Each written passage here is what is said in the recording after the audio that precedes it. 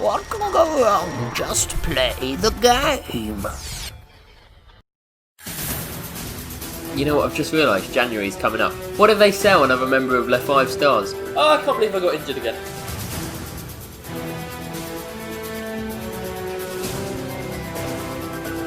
We've got 3 league games before that.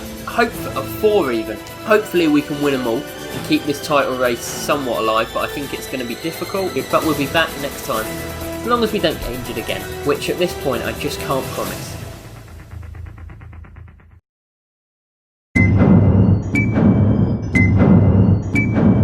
Oh, here he comes. He's coming, Benedikt Toni's coming. Finally, we've been waiting now, Benedikt's here.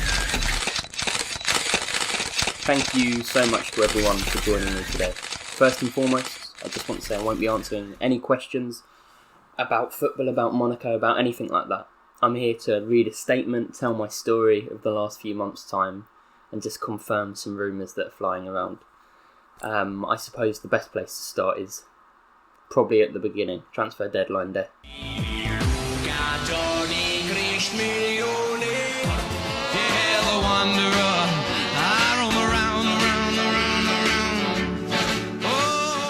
Before we do go into it, obviously the keen-eared of you will realise that I have lost my Italian accent.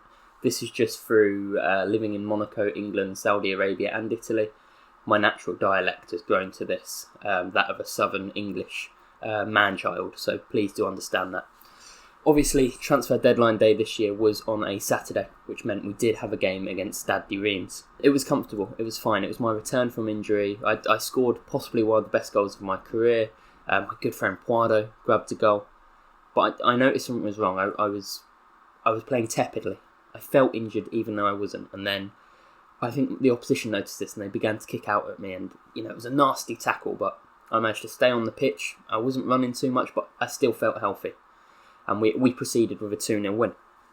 And as soon as the game finished, I noticed one of my teammates, one of Left 5 Star members, Moussa Dembele, who obviously himself had a 2-month injury earlier in the season. He left the stadium quickly, and that was strange to us because we usually all go out for some delicious Burger King Whoppers. But on this occasion, Moussa vanished, and we all found it strange until we got home, we turned on the TV and saw Sky Sports News. This was hard for me to take for a number of reasons. I was brought into the club on what I now believe are false promises. I believed we could win the league at the start of the season. I mean, I would have made us favourites in December, yet here we are, now completely out of the title race.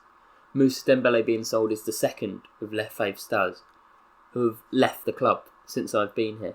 When you have a policy like that, management upstairs, I apologise for saying this, I don't understand how you think you can win the league. Moussa Dembele left. Yes, we did spend 30 million on deadline day, but it was on another defender, and that meant I was stuck up front in a 2-man partnership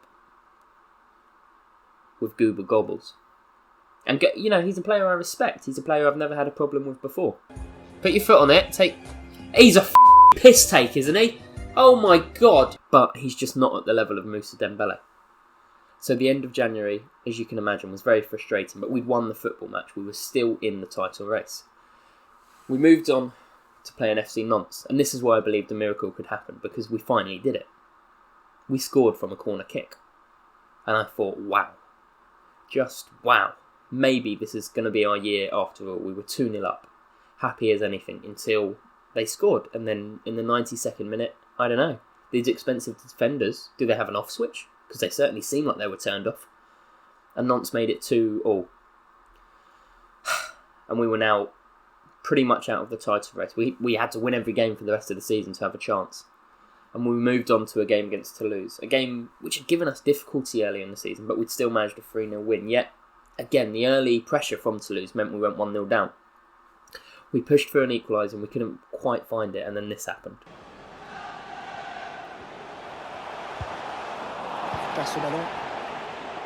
We got injured again. Just 2 weeks after returning from our last injury, we sprained our knee, and we were injured for 3 weeks' time. Now, this may not sound like a lot of time, but this is our third knee injury of our career, and knees are something that can really buckle. And that brings me on to the first of my announcements. I'm retiring early.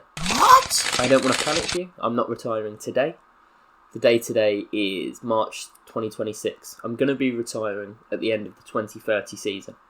I understand this will be distressing to a lot of you, and it's when many footballers should be in their prime.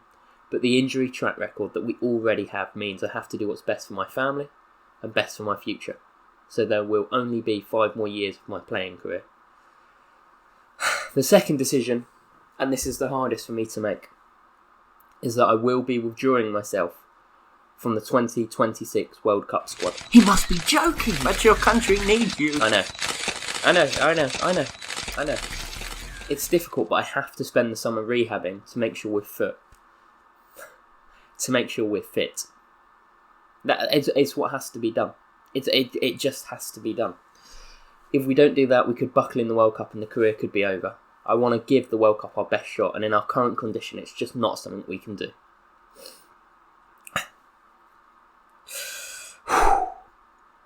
The Toulouse game carried on. Our good friend and left 5-star member, Javier Puado, grabbed a goal. I was over the moon. I was on the treatment table at the time, hooked up to some stuff, so I couldn't watch the game, but I could hear the cheers from the crowd. And I could hear the cheers again when we won a penalty. And I thought, wow, this Monaco team, we're going to do it. We're going to keep ourselves in the title race for when I come back. We're going to kick on. We're going to really give this our best shot. We missed the penalty. The game ended 1-1. A crushing disappointment that saw us 10 points behind PSG. The title race, for my money, was now over.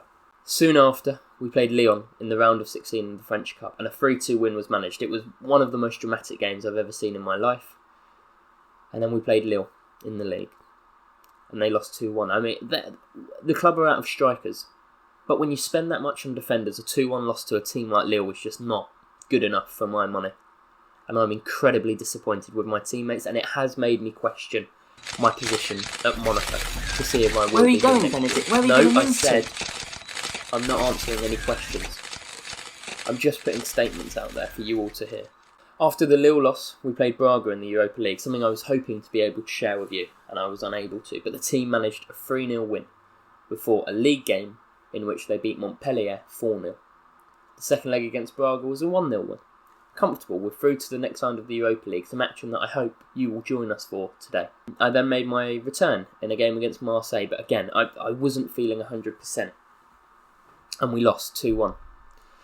Did my teammate Goebbels help me? I don't think he did, to be honest with you. I didn't have my best day, but he rarely helps these days, which is very frustrating. Some French Cup action in the quarter-final, a game I chose to sit out, as I say, injuries permitting, I didn't want to be involved. It was a 2-1 win, so we're in the French Cup semi-final. And then lastly, it was a league game against Metz, and obviously I started this season saying I wanted to become the king of headers, and it's probably the only positive thing that's happened in the last 2 months. We scored 2 headers, it was fantastic. At 2-1 up, that's how the game finished. Goebbels actually had a chance to break his duck, but I'm not sure if he was dropped on his head or anything like that, but he certainly doesn't help himself. So it's difficult. I know it's difficult to take. Benedikt Toni is an extremely injury-prone player. And it's tough, it makes us all want to cry. But all we have to do is persevere where we can. We're still in the French Cup in the semi-finals. We've got a French League Cup final to look forward to. And we're in the Europa League quarterfinals, as you'll see today. But the main takeaways are an early retirement, no World Cup this year,